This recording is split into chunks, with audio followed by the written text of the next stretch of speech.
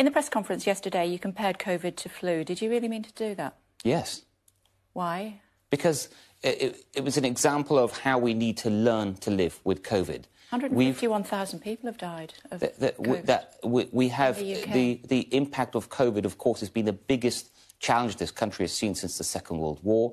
150,000 people, as you say, more than that, now have died with being positive of COVID, and during that time we have, at a great cost to us, to many countries, we've seen very sadly, thousands and thousands of deaths, but we have learned a lot about COVID. Why is it, given those figures that we both agree on, why is it appropriate to compare it to flu? Because we need to learn to live with it. Sadly, people die of flu as well. In a bad flu year, you can sadly lose about 20,000 lives. But we don't shut down our entire country and put in place lots of restrictions to deal with it. We need to continue with our lives with sensible, appropriate and proportionate measures. The one thing we learned about flu, because it's been around for far, far, far longer, is that we have annual vaccinations for older people in particular, for children as well. We have good advice.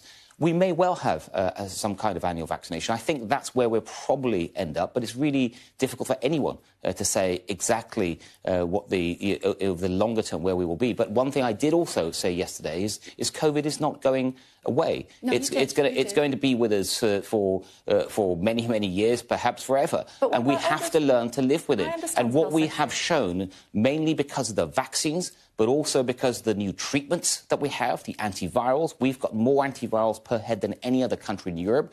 The testing infrastructure that we've built, the biggest testing infrastructure, it is these things that will allow us to live with COVID. Absolutely, Minister. But those people then who were ridiculed for comparing COVID to the flu, they shouldn't have been ridiculed.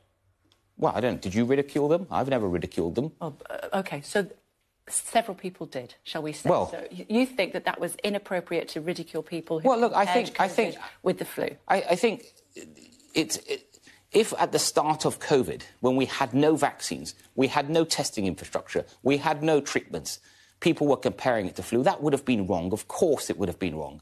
But look where we are today, 2 years on, especially here in the UK, the most boosted country in Europe, the most antivirals per head in Europe, the biggest testing infrastructure in Europe.